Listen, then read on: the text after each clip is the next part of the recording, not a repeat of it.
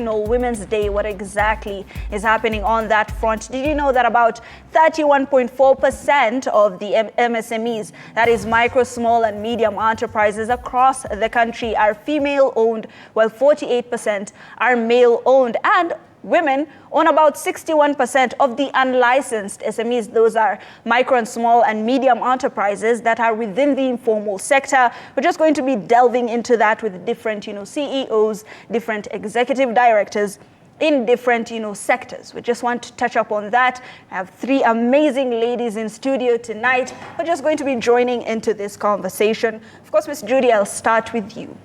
What is your take on women and MSMEs? Your organization, what is its take on women empowerment? Yeah, thank you. Thank you for that question. So I come from the United Nations Global Compact, the Kenya chapter, and our mandate as an organization is to work with the private sector, both SMEs as well as large corporations, to do business responsibly. Right. And we do acknowledge the important role that women entrepreneurs play in this whole discourse around advancing sustainable development.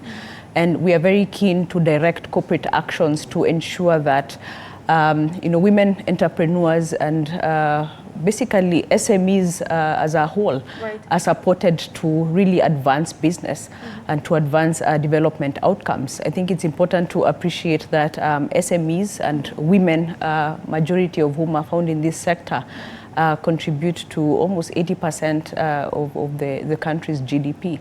And so it's critical to look at some of those pressing challenges that stand in the way of them being able to realize their full potential. So at the Global Compact, we're working very hard to build the capacity of these entrepreneurs and looking to how we can unlock some of those barriers that are standing in the way of them scaling, as well as being able to live up to their full potential. Right, Judy, you've mentioned a very interesting aspect. Around 80% of the gross domestic product is run by women, and 33% of the gross domestic product comes from the agricultural sector. Dr. Rebi, this is your area of expertise when it comes to women and agricultural development. What is the interconnectedness? How are women doing in that particular sector?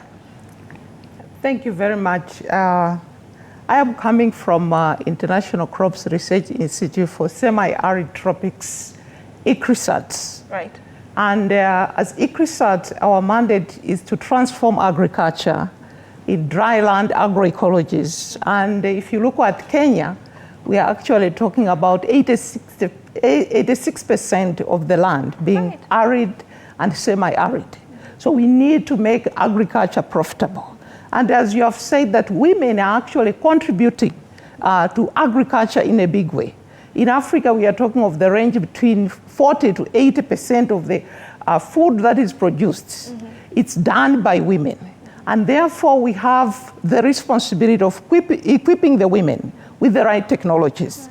At ICRISAT, we are developing crop varieties that are more adaptable to these arid and semi-arid.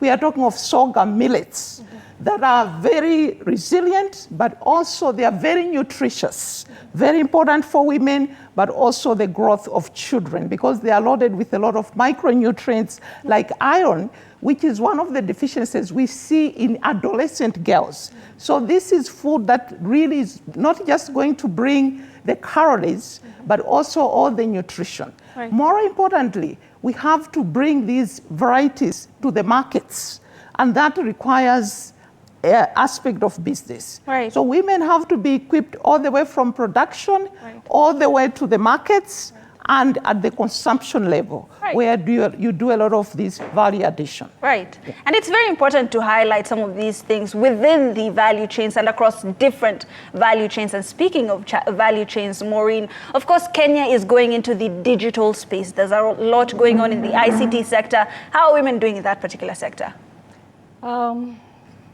I think we are growing. We are growing.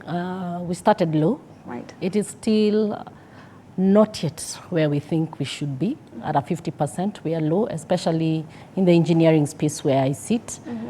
Still male-dominated. Right. But I think we are going to get there soon. we are going to pushing get for there. there. Yes, Right. we are really now, pushing on that. just to have things in perspective, ladies, I think we'll just run a few graphics here just to know where exactly we are, especially as women. How exactly are we doing in this particular sector? Now, the world is not on track when it comes to achieving gender equality. And you know, there's a huge gap when it comes to these aspects. And a lot of people usually say, what exactly is this gender gap? How exactly is it affecting women? How exactly is it affecting productivity? Because at the end of the day, we see a lot of development in different aspects. Now, at the current rate, it will take 140 years to achieve equal representation in leadership in the workplace. Now, all of you are either, you know, executive directors, your CEOs, your journeys are different. Judy, I'll start with you. How did you get to the helm of your corporation? Yeah, and that's a good question, which I think more and more women should be able to talk around, you know, their leadership journey. So I've been at the head of my organization for the last, actually 10, going to 11 years. Wow. And it started really me, you know, taking on, you know, a very basic role in the organization, coming in as an intern, being able to really drive a lot of action and a lot of, you know, the work that is needed, as we say it in Kenya, that right. KYM. Yes. So I was able to, you know, be patient and grow through the ranks, and here I am today. Of course, it didn't take, it wasn't easy, let me say that, because